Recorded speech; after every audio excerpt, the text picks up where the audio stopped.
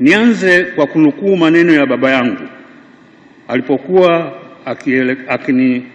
akielekeza matarajio yake na matumaini yake kuhusu maisha yangu ya baadaye pale nilipoingia shule ya sekondari. Na nukuu, alisema, "Ningalipendelea uwe mmoja kati ya hawa baadaye hapo utakapomaliza masomo. Kwanza uwe padre, ikikushinda hiyo, kama halitawezekana, natumaini utakuja kuwa daktari.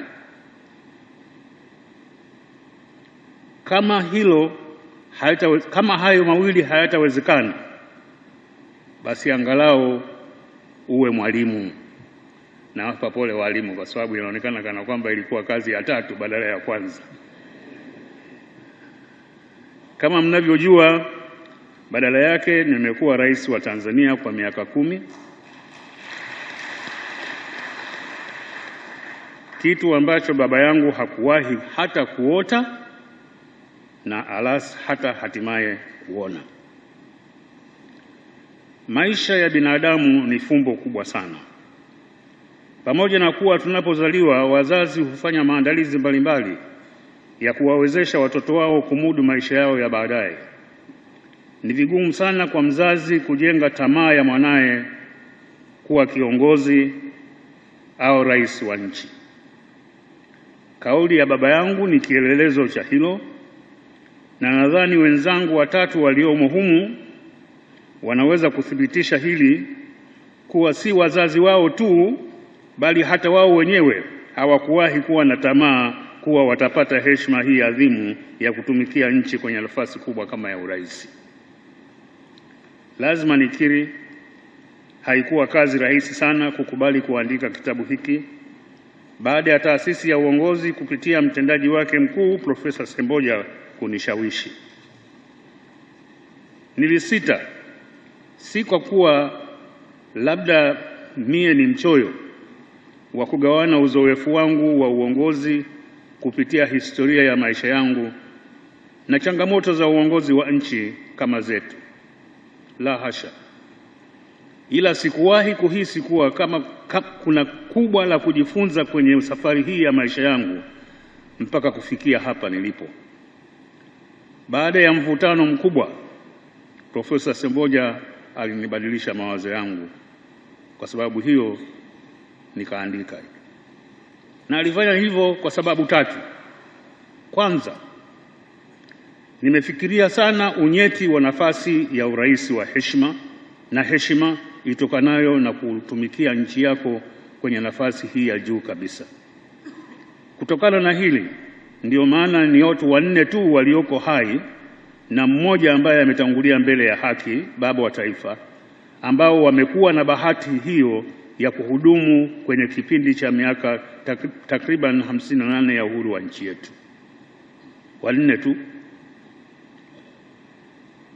Nikaona ni vema kushukuru tunu hiyo kwa kujaribu kuelezea mafanikio na changamoto zitokanazo na nafasi hiyo, ili wale wenye ndoto ya kutaka kuhudumu kwenye nafasi hii waweze sio tu kujifunza kutokana na makosa na mafanikio yetu, lakini pia wapate hamasa kuwa ni nafasi inayoshikwa na binadamu yoyote aliyejaliwa na Muumba. Pili, katika historia yangu kuna watu wengi sana ambao wamechangia kwa njia moja au nyingine kwenye maisha yangu na uongozi wangu.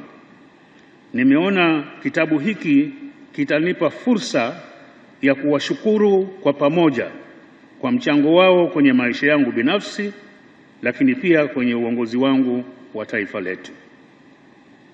Tatu, kama mnavyofahamu, nimekuwa na bahati ya kufanya kazi na Mwalimu Nyerere kwa karibu na kwa kipindi kirefu sana kwenye ngazi mbalimbali za uongozi. Bahati hii adhimu imekuwa ni mchango mkubwa sana kwenye kunijenga mimi na mitazamo yangu kuhusu masuala mbalimbali binafsi na kiuongozi. Kitabu hiki nimeona kimenipa fursa ya kuelezea kwa mtazamo wangu masuala mbalimbali hasa kuhusu ukombozi wa bara la Afrika na changamoto za uongozi wa bara hili kama nilivyokuwa nikiziona na kuzielewa wakati nafanya kazi na Mwalimu. Lakini cha muhimu zaidi ni kuwa kwenye kitabu hiki nimeweza kumuelezea Mwalimu kwa mtazamo wangu kama nilivyomjua, na hili limenipa faraja sana. Mheshimiwa Rais, mabibi na mabwana, a future leader could be born with natural leadership traits, yet even divinely bestowed qualities of leadership need nurturing and enhancement to make them relevant to contemporary challenges.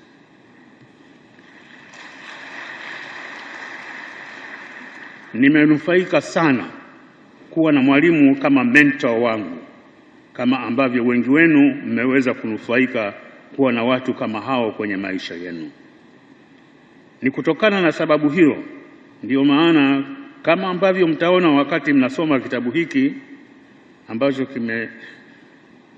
kimeelezewa na Profesa Alva Mkandala, hata sijui kama kuna atakayetaka kununua tena. Mtakapokuwa mnasoma kitabu hiki pamoja na mambo mengine, mtaona kwamba nimetenga sura nzima kuongelea juu ya Mwalimu Nyerere, kuelezea jinsi nilivyomfahamu, nilivyotafsiri na kuelewa falsafa zake, na kubwa zaidi, nini nilichojifunza kutoka kwake. Nikikumbuka kipindi nafanya kazi na Mwalimu, nilivutiwa sana na kujifunza mengi sana, hasa juu ya umahiri wake kwenye uongozi, leadership skills, maono yake kuhusu masuala mbalimbali kama haki za binadamu, bashasha na ukaribu wake na watu anaowaongoza, na mapenzi yake kwa nchi yake na bara la Afrika. Mwalimu ametutoka zaidi ya miongo miwili iliyopita, lakini misimamo na falsafa zake bado ni muhimu sana kwenye uongozi wa nyakati za sasa. Nilidhani ni muhimu kuendelea kuzihuisha kupitia maandiko kama haya ili watu wajifunze, hasa kwa wale ambao wana shauku na matamanio ya kuwania nafasi za uongozi, hasa katika kipindi hiki ambacho mawimbi ya utandawazi yamezitatiza sana nchi zetu changa. Nimeelezea imani yangu kuwa fikra za Mwalimu kuhusu uongozi na maendeleo ni hai na ni zawadi adhimu sana, hasa kwa vijana wa bara la Afrika, na nikadhani ni jukumu langu pia kutunza kumbukumbu hizi kwa faida ya vizazi vijavyo.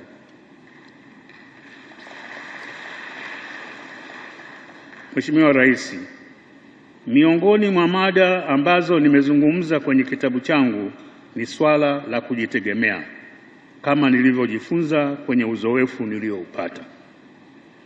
Kujitegemea ni jambo la muhimu sana. Niruhusu Mheshimiwa Rais, nikupongeze sana na kwa dhati kabisa kwa juhudi zako Mheshimiwa Rais katika kuhakikisha kuwa tunajitegemea, hasa kwenye kujitafutia maendeleo yetu.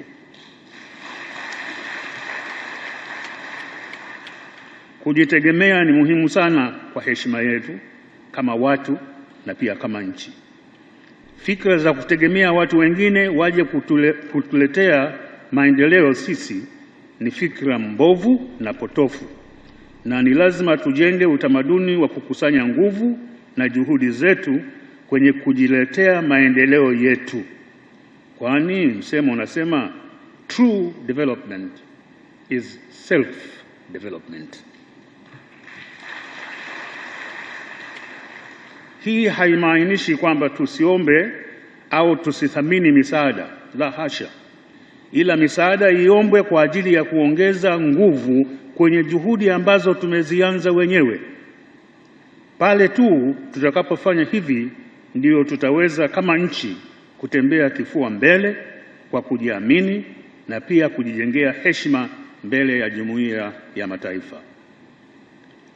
Mheshimiwa Rais, mabibi na mabwana, Mwishoni, nimezungumza kidogo kuhusu maendeleo yangu binafsi na kama kiongozi, na pia nimeelezea kwa mtazamo wangu binafsi na sio kiufundi, from a personal, not a technical or scholarly perspective, baadhi ya matukio ambayo yamekuwa na athari chanya na hasi kwenye maendeleo yetu. Baadhi ya matukio lazima nikiri yalikuwa ni magumu kuyahadithia na kuyaweka kwenye maandishi, lakini sikutaka kuyaacha kwa kuwa naamini kiongozi wa kweli huwa anajengwa na matukio yote hasi na chanya kwenye maisha yake binafsi na hata kwenye maisha yake kama kiongozi wa umma.